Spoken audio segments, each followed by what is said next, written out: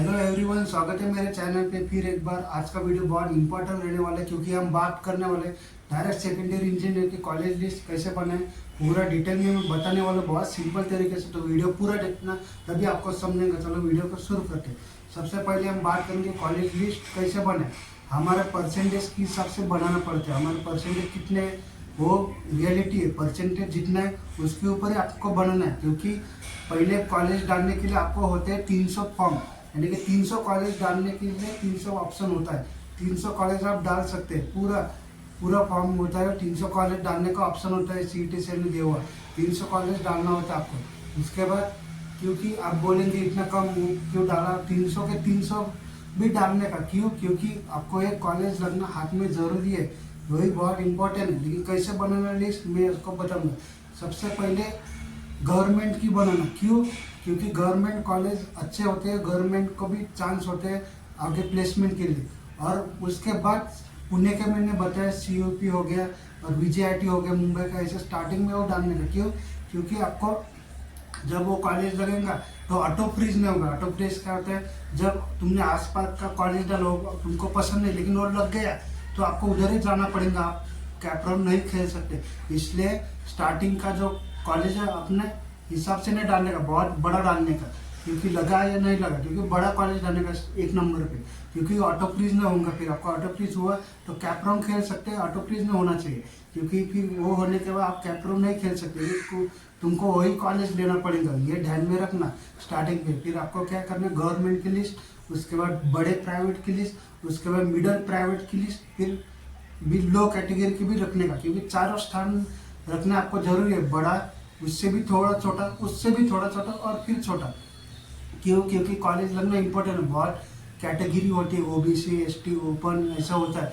उसमें से दो सीट ही आपको दिखेंगे मैट्रिक्स और मेरिट लिस्ट आएगा तो आपको 2 सीट, 1 सीट, 2 सीट, 4 सीट ऐसे ही देखने को मिलेंगे, ज़्यादा सीट नहीं होता। तो आपको क्या करने का, दिमाग पे ब्रांच आपको सिलेक्ट करने का, कम से कम 5 ब्रांच अपने दिमाग पे लेने का, 5 या 4 ब्रांच। कंप्यूटर हो गया, IT, ऐसा मत करो। मैकेनिक और सिविल भी बोल रहे कि मेरे को कंप्यूटर चाहिए, ऐसा मत करो। आप उसमें गए तो उसमें ही जाओ, क्योंकि कंप्यूटर में आने वाले बहुत कंपटीशन है, यही रियलिटी है। कंप्यूटर और IT में जाने वाली बहुत कंपटीशन हो रही है, तो कंप्यूटर ही चाहिए मेरे को, यही चाहिए, ऐसा मत करो। 4 ब्रांच हाथ में रहने दो, ये रियलिटी है।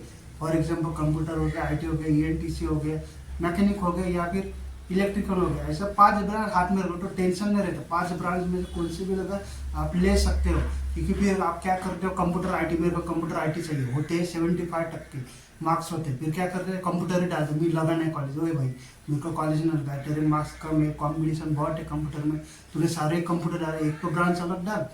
वो करना ही पड़ेगा आपको, ब्रांच थोड़ा अलग डालना ही पड़ेगा, क्योंकि कंपटीशन बहुत है। तो 4 या 5 ब्रांच अपने हाथ में रखो। एक कॉलेज में 5 ब्रांच डालो, 5 ब्रांच। एक कॉलेज डाला, स्टार्टिंग में आपको कंप्यूटर चाहिए, फिर कंप्यूटर डालो।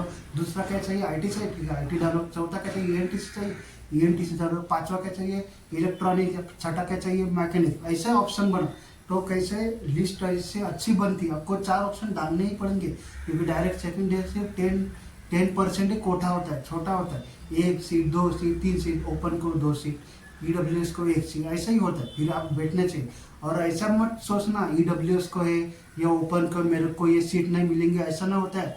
ओपन के भी सीट आपको मिल सकते हैं, लेकिन अपना कैटेगरी वो आपको सहूलत मिलेंगे, वो टेंशन मत लो। लेकिन आपको ओपन के भी सीट लग सकते हैं या फिर EWS की सीट लग सकती है, अगर वो बच्चा या लड़का या लड़की उधर से चली गई तो कॉलेज छोड़ के, फिर ऐसा हो सकता है आपको वो भी लग सकते हैं। बेटरमेंट के लिए गए तो ऐसा आपको भी लग सकते है। तो ऐसा वो लिस्ट देखने का नहीं, मैं तो बोलता मेरिट लिस्ट देखो ही मत, सिर्फ अपना नाम आएगा वो आएगा। मेरिट लिस्ट सिर्फ चेक करो, अपना नाम सही है क्या, रोल नंबर सही है क्या, मार्क्स सही है क्या, SSC मार्क्स करेक्ट है क्या, वो देखो, क्योंकि वो देखना जरूरी है।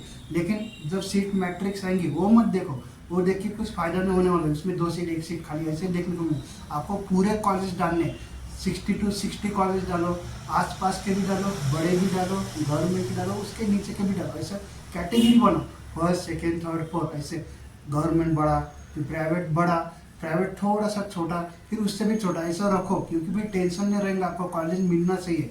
इसलिए मैं बहुत आसान तरीके से मैं बता रहा हूँ। यही वे है, मैंने यही किया था, मेरे को मिल गया।